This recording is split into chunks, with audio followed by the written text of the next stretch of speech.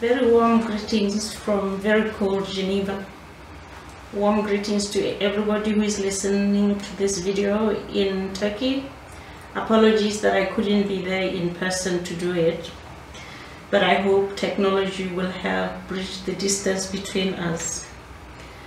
I just want to start by giving a brief overview of what UNESCO's International Bureau of Education is, what it does, and then describe a little bit the project that we are about to implement in Turkey, which is the IBE UNESCO STEM Best Practice Schools. IBE, or the International Bureau of Education, is a Category 1 institute of UNESCO. And I'm sure you are asking, what is a Category 1 institute?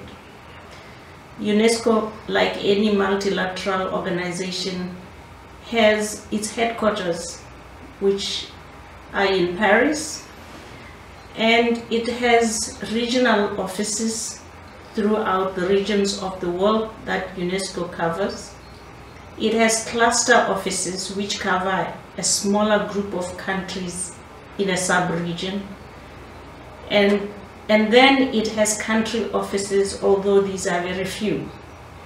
Now, in addition to the structure I just described, UNESCO also has what are called institutes, Category 1 and Category 2. Category 1 institutes are opened or established through a process that is led by UNESCO itself. Category 2 institutes are established by a process that is led by member states. So any member state can volunteer to establish a Category 2 institute.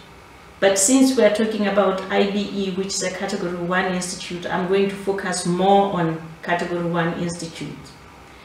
These are generally referred to as the brain trust of UNESCO. They are supposed to be highly specialized institutes. They are centers of excellence in their respective domains. For the education sector, we have a total of 7 Category 1 institutes. IBE focuses now on curriculum and related matters. So you may sometimes hear of the IBE being referred to as the Global Center of Excellence in Curriculum and Related Matters.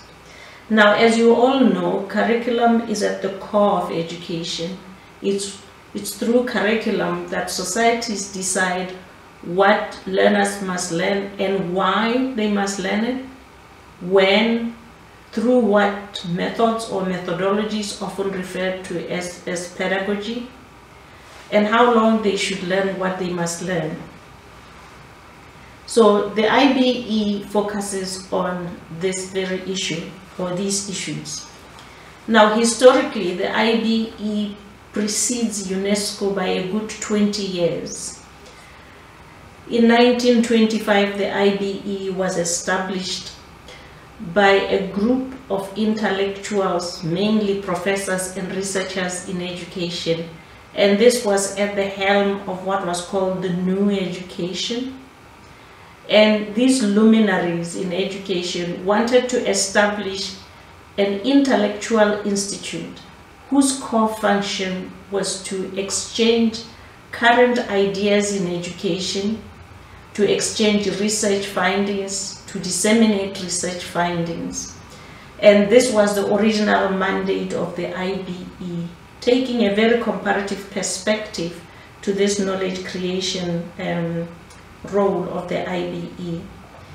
Now, in sharing knowledge, the IBE used to convene ministers of education, senior technical experts in ministries of education, as well as senior researchers and intellectuals, because that was the platform through which they could share the most current thinking in education, the new education, and share research findings. So from its beginning, the IBE started to amass some convening power in education, in the sense that it convened the key players in education. Now, in 1929, IBE started to create a membership roster of countries that wanted to be part of the IBE or members of the IBE. And this membership grew until when the IBE joined UNESCO. Now the membership is essentially the same as the UNESCO membership, which is 195 member states plus 12 observer countries. Now, in its capacity, from 1929, the IBE kept convening senior political and technical specialists in education. In 1934, it formalized this platform, and it was named the International Conference on Public Education. And every year, ministers of education, their senior officials, intellectuals, researchers would convene in Geneva to just share ideas. The role then became honed in as time went of the IPCE to be a forum where senior people, political and technical leaders in education would review their education systems, review the progress they have made, share this progress with one another, identify challenges still ahead, and out of the challenges they identified, they would then select which challenges they want to address together. So the IBE started this function or this habit that we have now of having a joint global agenda on education, because the ministers will come together and they will do the retrospective review, what have we achieved? They will do the prospective review, what do we still have to achieve? And then they will decide how are we going to collaborate going forward. So if you look at today's processes of setting the global agenda of education, it was born here. That process was born here at the IBE.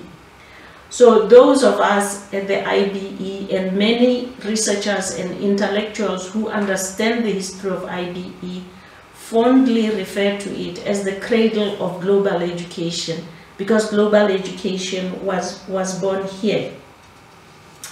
Now, this convening power of the IBE was not just unidirectional in its communication in the sense of researchers and intellectuals informing ministers and high-level technical officials on the current research findings and so on. The IBE also requested ministers of education to periodically share information on their education systems and to share information on their innovation. So this was a dual communication. But out of the depository of descriptions of education systems, IBE began to build what is now referred to as the world database on education systems, and we still host that database. Ministers of education and professionals in education also shared their textbooks, their resource materials, and so on.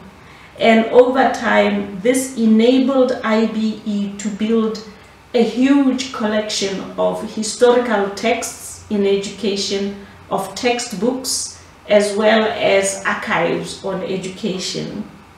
And today, we are very proud to say that IBE holds the most diverse collection in the whole world.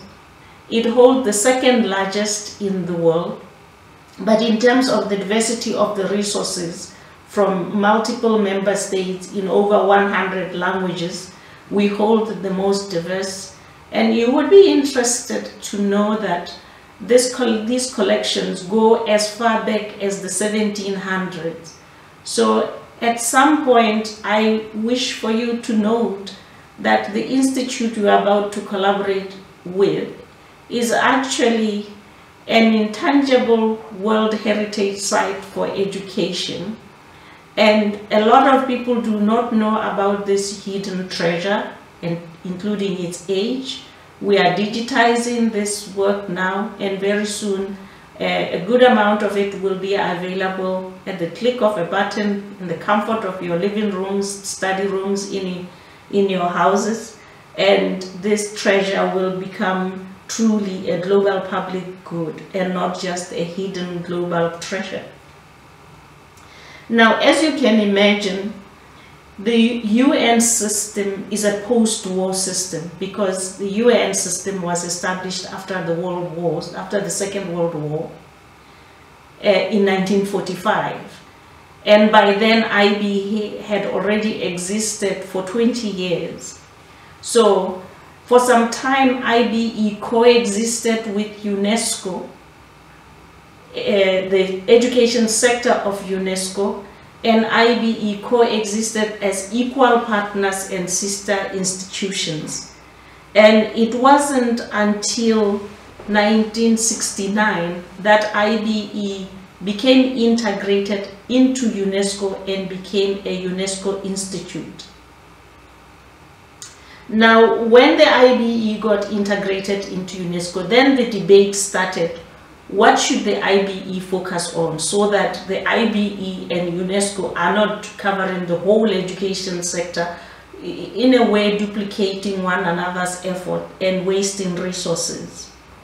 But given the age of the IBE, you can imagine the mandate of the IBE changed over time, taking different mandates. Even during the war, the IBE didn't stop functioning, but instead it provided intellectual assistance to prisoners of war by sending prisoners of war all over the world books, and to facilitate them with the mantra essentially that your body could be imprisoned, but your mind can never be imprisoned.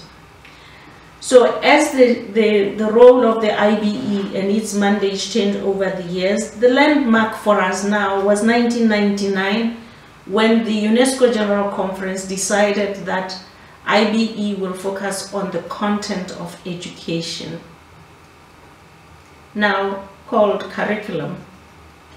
And in 2011, UNESCO General Conference formally declared the IBE as a global center of excellence in curriculum and related matters. And the related matters to curriculum are teaching, learning, assessment, and the functioning of education systems. So the IBE takes a very integrated approach to curriculum. For us, curriculum includes not just the curriculum itself, but whether it's taught well, whether it's learned well, and whether we can show evidence that it has been learned through assessment. But we also recognize that a good curriculum can be plunged into a dysfunctional education system, and as a result not bear expected impact. Therefore, we pay close attention to the functioning of education systems and whether they create an enabling environment for effective implementation of curriculum, or they create a disenabling environment for the implementation of curriculum.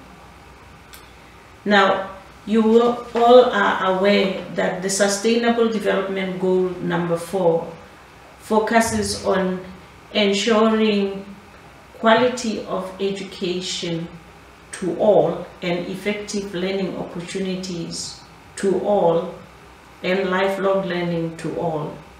Now, curriculum is very core to the 4th Sustainable Development Goal, because curriculum guides what should be taught, it guides how it should be taught, how it should be learned, and how it should be assessed. Therefore, it's very difficult to attain SDG 4 without a clear and concerted effort on the curriculum.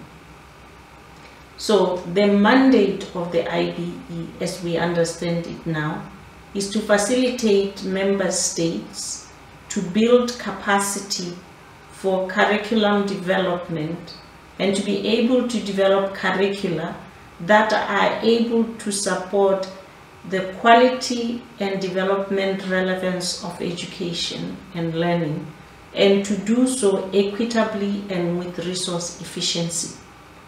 So, supporting the quality of education and its relevance to development is a core and current mandate of the IBE.